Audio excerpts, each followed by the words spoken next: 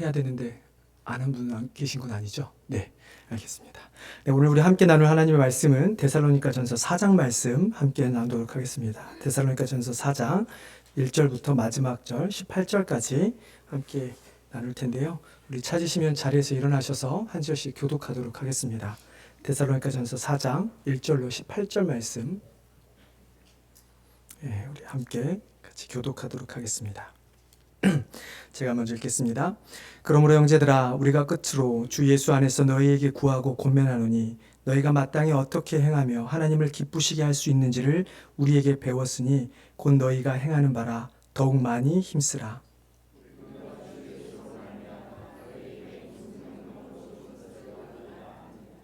하나님의 뜻은 이것이니 너희의 거룩함이라 곧 음란을 버리고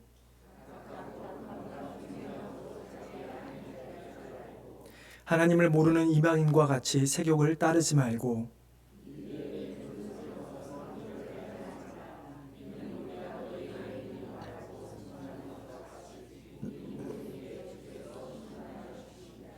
하나님이 우리를 부르심은 부정하게 하심이 아니요 거룩하게 하심이니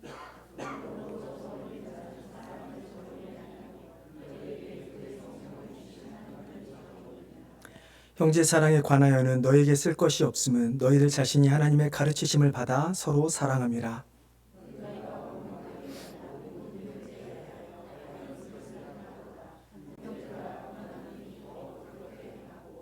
또 너희에게 명한 것 같이 조용히 자기 일을 하고 너희 손으로 일하기를 힘쓰라.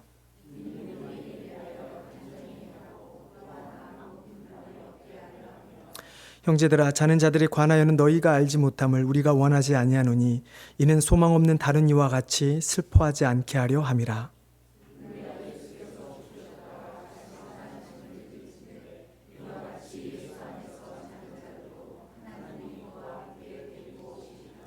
우리가 주의 말씀으로 너희에게 이것을 말하노니 주께서 강림하실 때까지 우리 살아남아 있는 자도 자는 자보다 결코 앞서지 못하리라.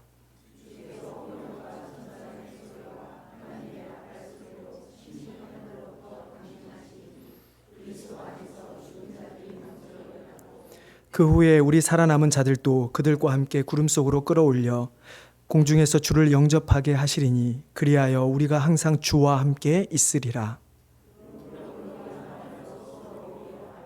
아멘. 자리에 앉아주시기 바랍니다. 제가 한번 기도하겠습니다. 하나님 참으로 은혜를 감사를 드립니다. 우리에게 찬양할 수 있는 또 기도할 수 있는 입을 허락하여 주셔서 하나님을 찬양하고 또 하나님께 기도할 수 있게 하여 주시니 감사를 드립니다. 이 시간 우리가 하나님 말씀을 듣길 원하오니 하나님 말씀하여 주시고 이제는 우리가 귀를 열어 하나님 말씀을 온전히 듣고 또 우리가 그 말씀을 깨달아서 그 우리의 삶이 하나님 앞에 칭찬받는 귀한 삶이 되게 하여 주시옵소서. 감사하며 예수님의 이름으로 기도드리옵나이다. 아멘. 여러분 나이가 들어가면서 어떤 생각을 가장 많이 하십니까? 제가 솔직히 저희 성도님보다 나이가 어리기 때문에 이런 질문을 드리는 것이 조금은 맞지 않아 보일지도 모르겠지만 나이가 들수록 확실히 어르신들의 말씀처럼 시간은 참 빨리 가는 것 같아요. 시간이 빨리 가는 그 시간 속에서 과연 나는 무엇을 하며 살아가고 있는 것일까? 정말 시간이 빠르다고 느껴지는 게 분명히 엊그저께 주일 설교한 것 같은데 지금 또 이렇게 서서 설교를 하고 있는 모습을 보면 한 주가 정말 얼마나 빠르게 지나가는지 참 모르겠습니다. 나이가 들어갈수록 생각하는 것은 이런 거죠. 나는 지금 잘 살고 있나? 내가 지금 잘 살아왔나?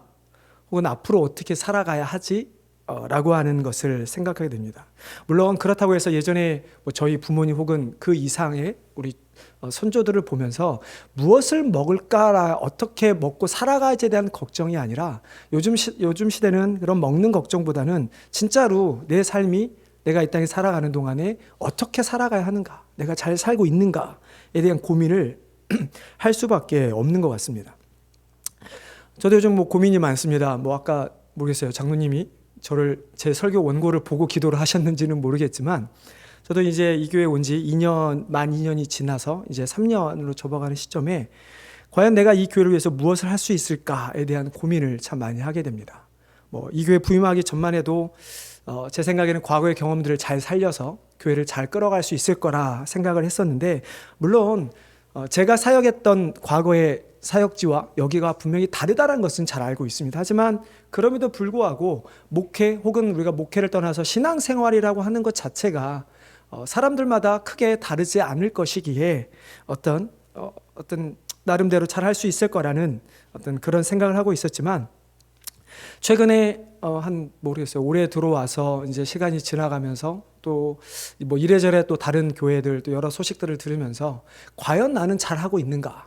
과연 우리 교회는 잘 가고 있는가에 대한 생각을 많이 했고, 그러면서 점점 더 자신감은 없어지는 것 같아요. 오히려 뭔가를 더 알아갈수록 자신감은 없어지는데, 그런 가운데 저도 오늘 이 말씀을 준비하면서 이 말씀을 통해서 많은 위로와 격려를 얻었던 것 같습니다. 그리고 제가 가야 될 사역의 방향에 대해서 어떤 뚜렷한 이렇게 해야 된다라는 것은 아니지만, 제가 앞으로 남은 제가 앞으로 몇 년을 더 사역할 수 있을까요?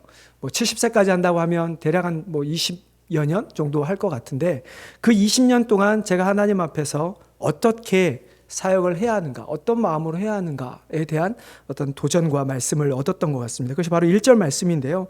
여러분 1절 말씀 한번 다시 한번 같이 읽어보도록 하겠습니다. 1절만 읽겠습니다. 자, 시작.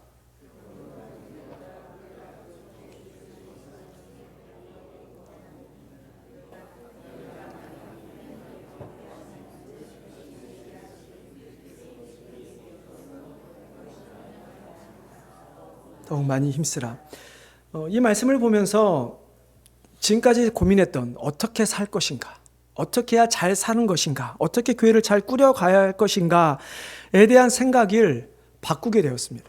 내가 어떻게 할 것이 아니라 내가 무엇을 하든 내가 하는 행동이, 내가 하는 생각이, 나의 삶이 어떻게 하나님을 기쁘시게 할 수 있을까를 우리는 생각해야만 하는 것이죠.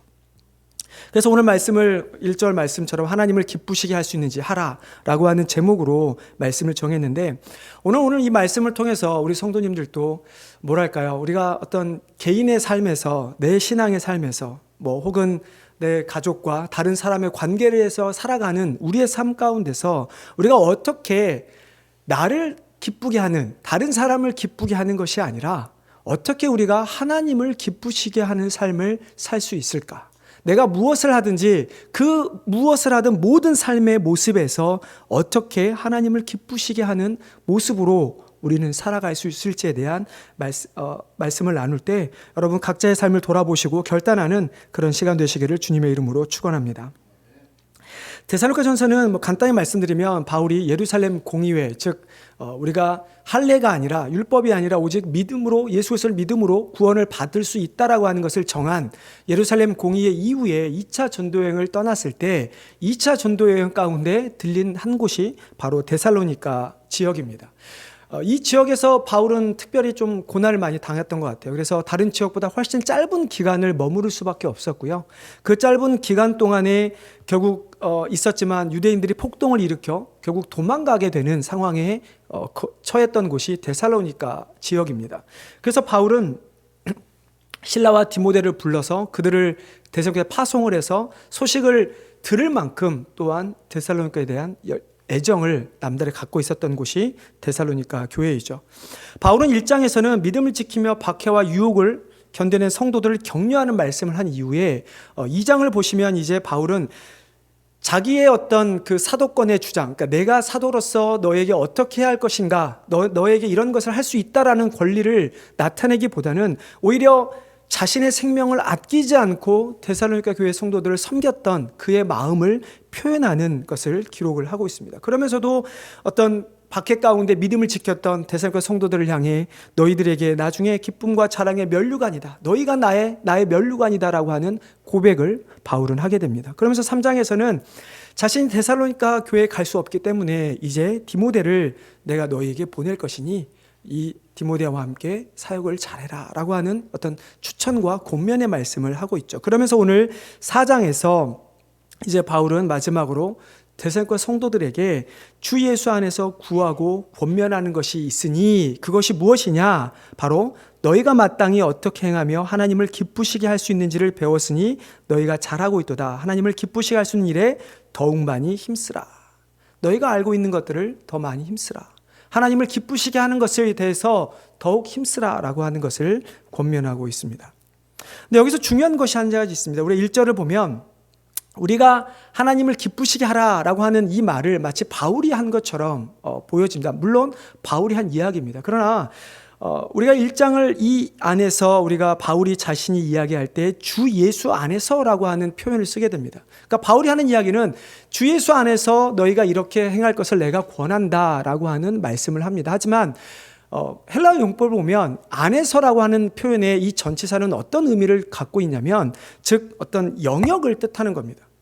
그러니까 주 예수 안에서라고 하는 것은 예수님께서 명령하신 대로 예수님 안에 그 영역, 예수님이 우리에게 가르쳐 주신 그 영역 안에서 내가 이 말을 너에게 권하고 있다라고 하는 것이죠.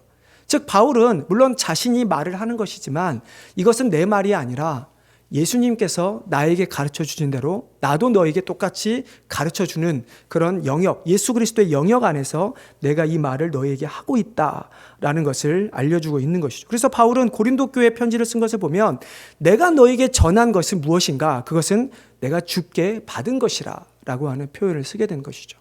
그래서 오늘 우리가 이 말씀을 나눌 때 단순히 바울이 우리에게 하나님을 기쁘시게 하는 것에 대한 권면을 하고 있는 것이 아니라 실제적으로는 예수님께서 우리에게 하신 말씀을 것을 우리가 깨닫고 우리가 기쁘시게 하는 삶을 살아가는 성도님 되시기를 바랍니다. 바울은 세 가지를 이야기하는데요. 첫 번째는 거룩해야 한다라는 것을 이야기를 합니다. 하나님의 뜻은 무엇인가? 우리가 항상 고민하는 질문이죠. 하나님의 뜻은 과연 무엇인가? 이 질문에 대해서 바울이 무엇이라고 하냐면 3절에 보면 하나님의 뜻은 성도의 거룩함이라고 말씀합니다. 하나님의 뜻, 성도를 향한 하나님의 뜻. 우리가 하나님께서 이 말은 하나님께서 택하신 자들을 향하여 가지신 하나님의 의도라고 하는 것이죠. 예수 그리스도로 말미암아 택함 받은 자들이 반드시 따라야 하는 하나님의 의도, 이것을 우리는 하나님의 뜻이라고 이야기를 합니다. 그 하나님의 뜻이 무엇인가? 즉 우리를 하나님께서 구원하신 목적이 무엇인가? 그것은 우리로 하여금 거룩하게 하기 위함이라 라고 바울은 우리에게 말씀하고 있습니다. 3절에 나와 있는 이 거룩함이라는 단어를 보면 우리는 영어로 하면 어떤 단어가 여러분 떠오르십니까? 홀리라고 하는 단어가 떠오르죠. 홀리. 하지만 3절에서 거룩함이라고 하는 단어는 거룩한 상태를, 그러니까 이미 완전히 거룩화된 상태인 홀리라는 단어를 쓰기보다는 거룩해져 가는 우리들의 모습인 sanctify라고 하는 단어를, sanctification이라는 단어를 사용합니다. 물론 헬라어 어원적으로 볼 때 홀리나 sanctification은 같은 의미, 같은 단어를 사용하기도 하지만 그러나 그 단어를 사용하는 용법에 여러 가지 용법들이 있어요. 실은 헬라어는 여러 용법들이 있는데 그 중에서 용법 가운데 오늘 3절에서 나온 7절과는 달리 3절에서는 홀리가 아니라 sanctification이라고 하는 단어를 사용하는 것이죠. 자, 이게 무슨 말이냐면 하나님은 거룩하신 분이십니다. 즉 하나님께서 우리를 구원하신 것은 우리를 인간을 하나님의 창조의 목적대로 회복하는, 하나님의 형상대로 다시 회복하는 것이 구원의 목적입니다. 창조 때 인간의 모습은 어떠했습니까? 우리는 하나님 보시기에 거룩한 자들이었죠. 즉 하나님의 거룩이라고 하는 속성을 우리 인간들에게 주셨기 때문에 인간이 창조되었을 때는 인간도 거룩한 상태였다라는 말씀입니다. 하지만 어떻습니까? 우리의 욕심이, 우리의 죄 때문에 우리는 이제 거룩함을 잃어버리는 불경건한 어떤 죄인의 모습의 상태가 되어버리고 마는 것이죠. 그렇기 때문에 하나님께서는 모세를 통해 이스라엘 백성들에게도 또 사도 베드로도 우리에게 뭐라고 말씀하시는가? 하나님이 거룩하니 너희도 거룩하라 라고 하는 말씀을 우리에게 하고 있습니다. 하나님은 거룩한 분이시지만 우리는 그렇지 않다라는 이미 전제를 하고 있는 이야기입니다. 우리가 예수 그리스도를 믿어서 죄 용서를 받았지만, 우리가 구원은 받았지만 그러나 우리의 상태는 아직은 죄인의 상태라고 하는 이야기죠. 그래서 성경은 하나님에 대해서 이야기할 때는 거룩하신 하나님이라고 하는 상태적인 어떤 결론의 이야기를 하지만 성도인 우리를 향해서 거룩하다라고 하는 오늘 3절에서 우리에게 쓰는 이 단어는 우리가 이미 거룩해진 상태로 더 이상 거룩해질 것이 없는 그런 모습이 아닌 우리는 계속해서 이 땅에서 하나님처럼 하나님이 거룩하시듯 우리도 하나님이 원하시는 거룩한 상태로 진행되어 가는, 걸어가야 되는 그런 모습을 우리에게 알려주고 있는 것이죠. 구원받은 우리가 해야 할 것, 그 하나님의 뜻은 무엇인가? 바로 거룩함을 향해 달려가는 것입니다. 어떻게 하든지 세상이 좋아하는 모습, 내가 원하는 모습을 추구하는 것이 아니라, 비록 그것이 내가 원하지 않는 것이라 할지라도 그것이 하나님의 뜻이라면, 또 하나님의 뜻이 내가 원하는 것을 버려야 한다면 우리는 그 하나님께서 원하시는 거룩함을 위해 우리는 애쓰며 살아가야 한다라고 하는 것이죠. 결국 우리의 삶의 목표가, 우리의 신앙생활의 목표가 무엇입니까? 나를 드러내는 것이 아니라, 내가 원하는 것을 하는 것이 아닌 하나님의 거룩함을 드러내는 모습으로 우리는 살아가야만 하는 것입니다. 이 거룩함에 대해서 어떻게 잘 이해할 수 있을까? 사도 바울이 예를 들고 있는 것이 무엇입니까? 음란에 대한 이야기를 합니다. 이런 생각을 할 수 있죠. 하나님의 거룩함에 대한 이야기를 할 때 왜 음란에 대한 이야기를 하고 있는 것일까? 어떻게 보면 간단합니다. 그리스 로마 시대에서 일단은 성적인 부분에 있어서 그리스 로마 시대는 결코 이것을 죄악으로 보지 않았습니다. 근데 단순히 인간들 사이에서 이것을 죄악으로 보지 않는 것 정도가 아니라, 아까 말씀드린 것처럼 데살로니가 안에 있었던 성도들에게 박해라는 것이 무엇인가를 한번 생각을 해볼 때, 우리는 먼저 데살로니가 교회 혹은 로마 시대 때 있었던 일들을 생각해 본다면, 여러분 로마 시대에 유명한 것이 무엇입니까? 우리가 잘 알고 있는 그리스 신화, 많은 신들이 있습니다. 데살로니가 지역에도 어떤 한 신을 섬기고 있었는데요. 그게 누구냐면 디오니소스라고 하는, 여러분 기억나시나요? 제가 한번 언급했던 신인데 술을 관장하는 신입니다. 그러니까 데살로니가 성도들은 어떤 모습인가 하면 그 디오니소스라고 하는 신을 숭배를 했기 때문에 자신들이 밤낮이고 술에 취해 있는 것이 신의 뜻이라고 생각했다는 것이죠. 그렇기 때문에 그들은 도덕적으로 타락하는, 성적으로 타락하는 그 모습이 잘못된 것이 아니라 오히려 그 모습이 자신들 나름대로 신을 숭배하고 자신들이 신이 원하는 모습대로 살아가고 있기 때문에 그로써 복을 받는다라고 생각을 해왔다라는 것입니다. 뿐만 아니라 아테네에서는 아프로디테 신전이라고 하는, 아프로디테는 유명한 미의 신이죠. 신이라고 하는 그 신전을 건설하고 유지함에 있어서 어떤 돈을 사용하는가? 매춘으로 돈을 벌어서 그 성전을 짓고 신전을 짓고 유지하는 그런 일들을 행하였던 것입니다. 그렇기 때문에 바울이 오늘 데살로니가 교인들에게 거룩함에 대한 이야기를 하면서 음란에 대한 이야기를 할 때 단순히 이 음란이 성적인 타락에만 이야기를 하는 것이 아니라 그들이 신을 섬기는 모습이 음란으로 말미암아 섬기는 그 모습이 잘못되었다. 그렇기 때문에 너희는 음란함이 아니라 하나님이 말하는 거룩함으로 섬겨야 한다라는 이야기를 우리에게 하고 있는 것이죠. 그래서 이방인처럼 너희가 세욕을 띠지 말라라고 하면서 하는 이야기가 어떻게 합니까? 거룩함과 존귀함으로 너희의 아내를 대하라. 갑자기 여자분들의 표정이 밝아지시는 것 같은데요. 하나님께서 거룩함을 나타내는 하나의 모습이 무엇인가? 하나님께서 허락하신 가정, 그 중에 너희의 아내에게 나를 대하듯 거룩함으로 아내를 대하는 것이, 그것이 진정한 나를 대하는 거룩함의 모습이라고 이야기를 하는 것입니다. 즉 하나님께서는 우리에게 가정을 허락하셨고 한 아내를 허락하셨는데 그 아내에게 눈을 돌려 다른 여자를 바라보는 것 자체가 부정한 것이라고 말을 하는 것이죠. 근데 아까 말씀드렸듯이 단순히 하나님께서 거룩함과 존귀함에 대한 이야기를 할 때 단순히 성적인 부분에 있어서 우리에게 거룩함을 이야기하는 것은 아닙니다. 아까 말씀드린 것처럼 그것이 그 지역에 있어서는 그것이 하나님을 섬기는, 하나님이 아니라 그들의 신을 섬기는 모습이었기 때문에 그들처럼 하나님을 섬기지 말라고 하는 이야기를 바울은 하고 있는 것이죠. 그래서 우리가 넓게 이해를 할 때, 음란함에 대해서 이야기할 때는 나의 삶에서 하나님과 말씀에 일치하는 행동을 의미하는 것이지, 우리의 신앙과 우리의 삶이 분리되어는 이중적인 삶을 살지 말아야 할 것을 이야기하고 있는 것입니다. 우리가 하나님 앞에 거룩함이라고 하는 것, 결국은 내가 아내를 사랑한다고 하면서 다른 여자에게 눈을 돌리지 말듯 너희가 나 하나님을 사랑한다고, 하나님을 거룩하게 여겨 하나님처럼 거룩함을 향해 걸어가는 그 길에 하나님 외에 다른 것에 눈을 돌리지 말라라고 하는 이야기를 우리에게 하고 있는 것이죠. 그렇기 때문에 우리는 이 땅에서 하나님께서 우리를 부르심 받은 자로서 우리가 하나님을 기쁘시게 하는 것이 무엇인가 라고 생각했을 때 첫 번째로, 그래서 바울이 말하고 있는 것이 바로 너희는 거룩하라. 하나님의 말씀, 하나님의 뜻, 그것이 바로 우리의 거룩해지는 모습, 우리에게 이야기하고 있는 것입니다. 두 번째로는 서로 사랑하라라고 이야기합니다. 우리 9절 10절 말씀을 한번 같이 읽어보겠습니다. 9절 10절 말씀입니다. 자, 시작.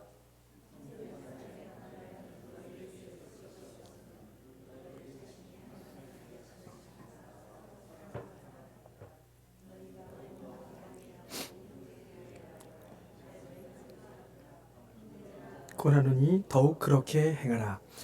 바울은 형제 사랑, 여기서는 이제 성도 간의 사랑을 의미하는데요.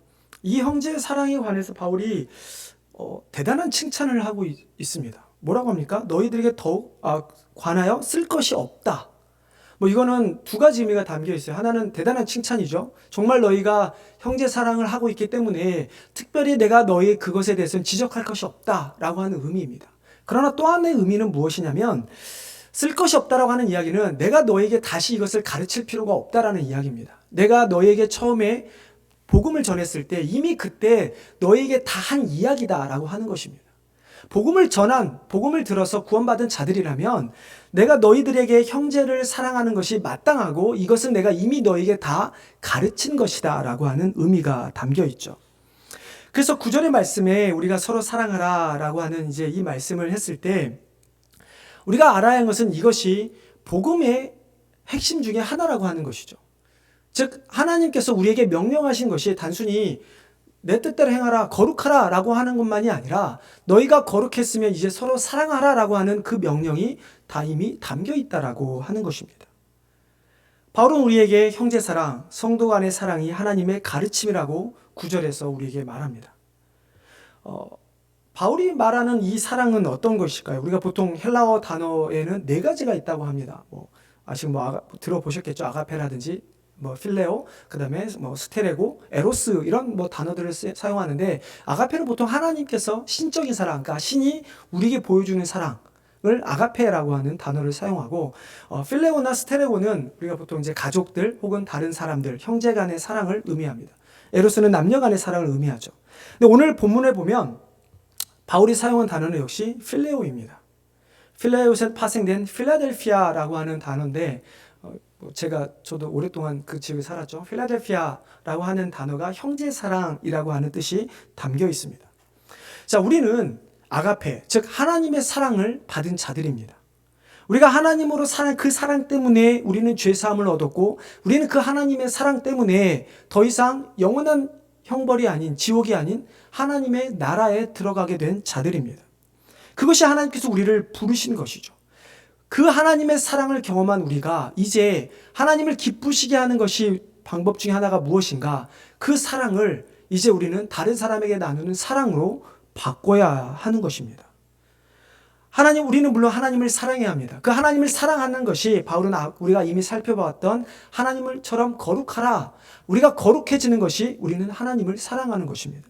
그리고 나서 두 번째로 이야기하는 것이 이제 너희는 형제 간에, 성도 간에 사랑하라 라고 하는 말씀을 하는 것이죠. 우리가 하나님의 기뻐하신 일이란 무엇입니까? 결국은 하나님의 가르침대로 살아가는 것이죠. 그리고 하나님의 가르침은 9절의 말씀처럼 서로 형제 간에 사랑하는 것. 그것이 우리가 하나님의 기뻐하신 일인 것입니다. 이 사랑의 특징은 좀 다른 것을 좀 담고 있습니다.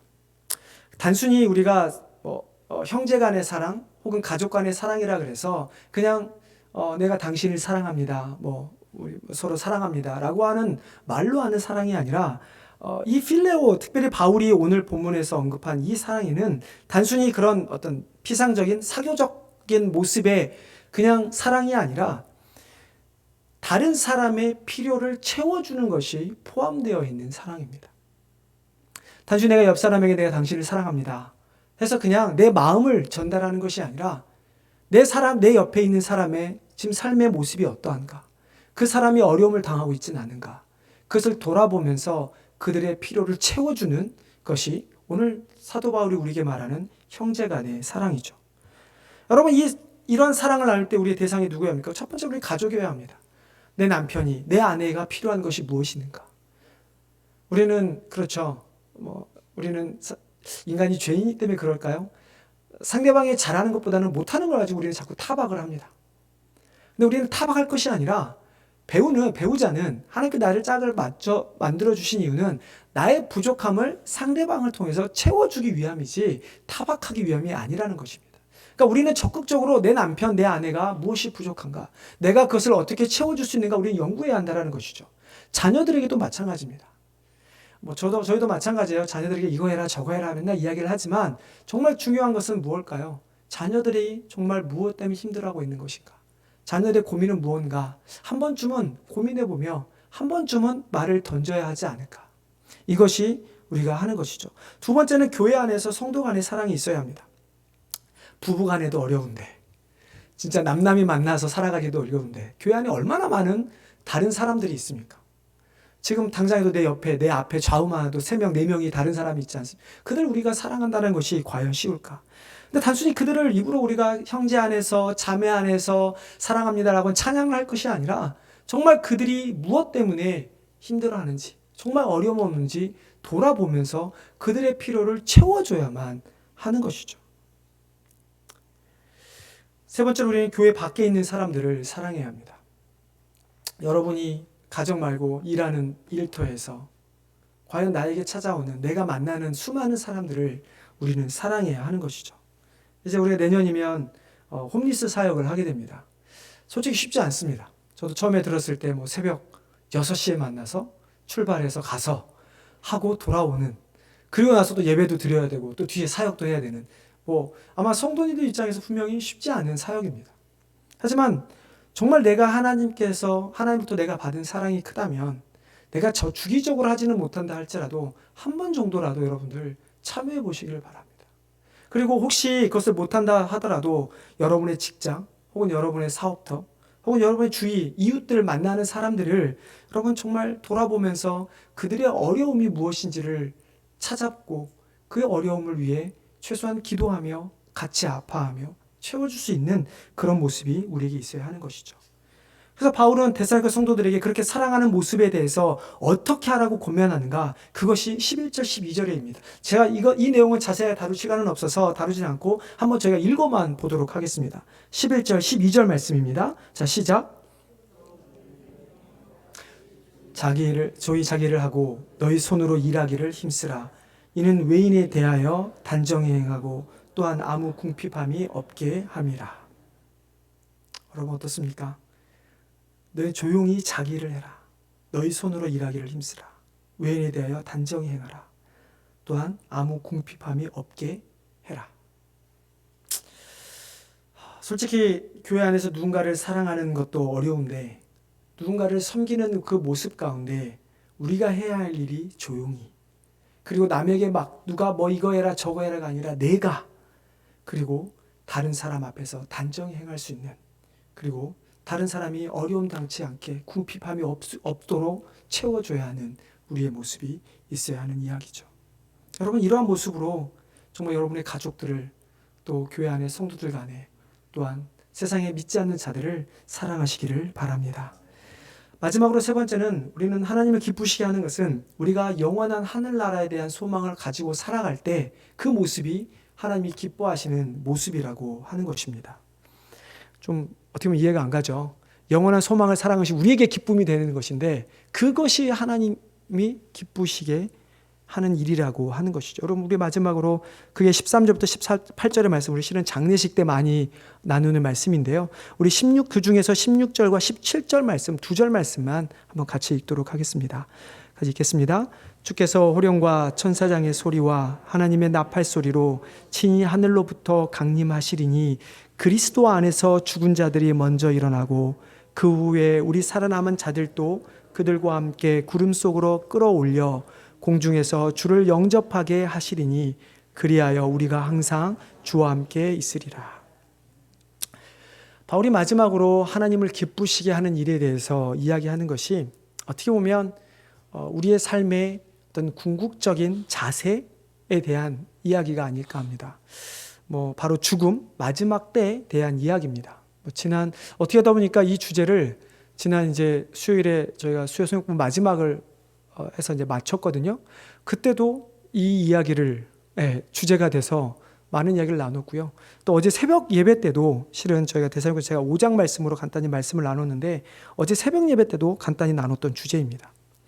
여러분, 죽음이라고 하는 거 솔직히 인간으로서 죽음을 두려워할 수밖에 없습니다. 왜 그럴까요? 그것은 어느 누구도 경험해 보지 못한 것이기 때문입니다. 뭐 우리가 이런 말 하죠. 뭐 죽을 뻔 하다가 죽다가 살아났다. 이런 말을 쓰지만 실제로 그렇다고 해서 죽었다가 이미 죽은 사람이 다시 살아난 적은 없습니다. 물론 성경에 하나의 예가 있긴 하죠.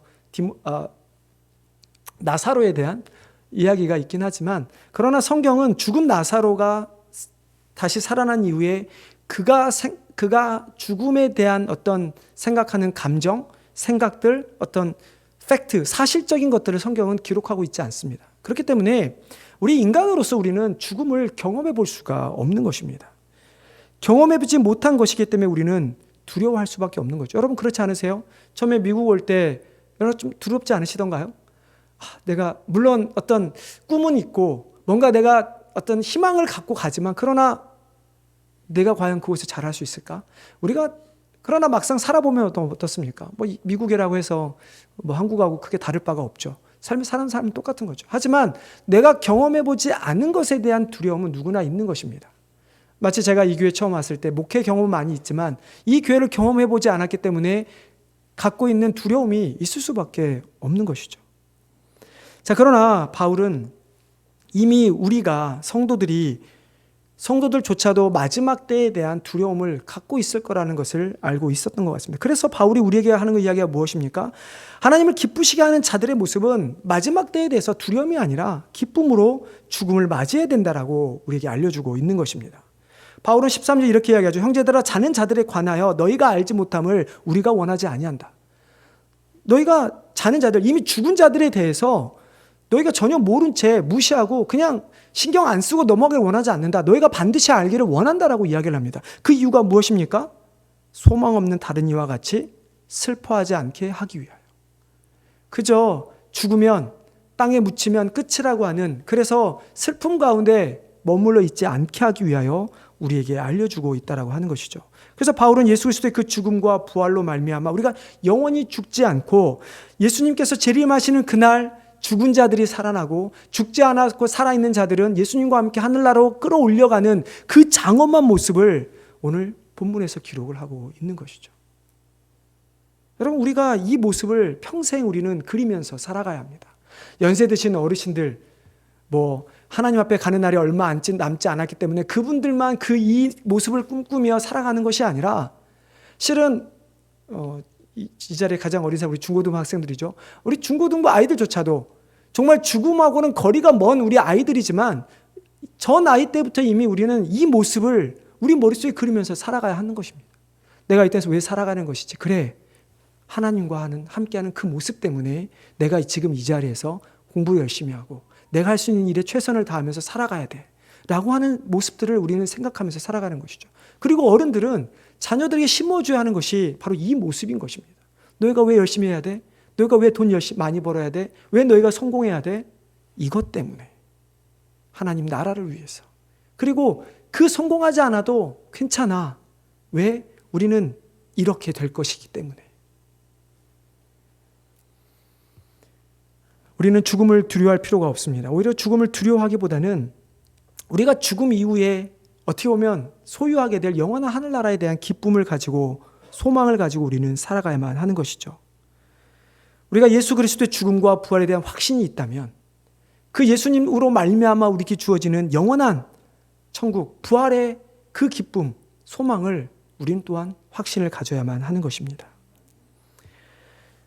마지막으로 하나 글을 소개하려고 합니다. C.S. 루이스가 쓴 순전한 기독교에 보면 C.S. 루이스가 이런 이야기를 합니다. 자신을 살아있는 집이라 생각해보라. 하나님께서 그 집을 손보기 위해 들어오신다. 처음에는 하나님께서 무슨 일을 하시려는지 이해할 수 있었다. 천장에 물이 새지 않도록 지붕의 홈통을 고쳤다. 그 수리는 필요한 것이라 그리 놀랍지 않았다. 그런데 이제는 집이 무너질 정도로 지독하게 두들겨대고 계신다. 전혀 이해할 수가 없다. 도대체 무슨 의도로 그러시는지 알 수가 없다. 당신이, 그 읽는 독자 사람이죠. 당신이 생각했던 것과는 전혀 다른 집을 짓고 있다고 하나님은 설명하셨다. 한쪽 옆으로 새로운 문을 하나 더 내고 방도 하나 더 만들고 탑을 쌓고 마당을 만지는 중이셨다. 당신은 그저 작고 아담한 오두막을 생각하고 있는데 하나님께서는 궁전을 짓고 계셨다. 여러분, 우리가 거룩해지는 것, 형제를 사랑하는 것, 죽음 앞에 소망을 두는 것, 어찌 보면 우리가 구원받은 우리가 생각했던 모습이 아닐 수 있습니다. 우리가 복음을 들었을 때, 내가 예수를 믿었을 때 우리가 생각하는 것은 그냥 이 땅에서는 내가 원하는 대로 살아가고, 그리고 내가 죽은 그날, 죽게 되면 가게 되는 천국에 대한 것만 생각했을지도 모르겠습니다. 그러면서 우리는 세상에서는 그냥 다른 사람처럼 편하게 살아가고 희생과 헌신 없이 편하게 살아가다가 죽은 이후에 가야 될 나라만 생각했을지도 모르겠습니다. 하지만 하나님이 생각하는 것은, 하나님께서 우리에게 주시고자 하는 것은 단순히 우리가 먼 미래에 가게 될 천국이 아니라 지금 이 땅에서 우리에게 누려질 천국을 주시기를 원하신다라고 하는 것입니다. 그렇기 때문에 하나님은 우리를 여전히 두들기고 계십니다. 여전히 우리를 바꿔가지고 계시는 것입니다. 그것이 우리가 오늘 제목이 하나님을 기쁘시게 하는 것이지만, 그렇게 하나님께서 우리를 변화시킬 때, 우리가 변해갈 때 그거야말로 하나님이 기뻐하시는 일이라고 하는 것이죠. 즉 우리는 하나님께서 원하시는 모습으로 지어져 가야 하는 것입니다. 이제 삶의 목적과 여러분 방향을 정하시기를 바랍니다.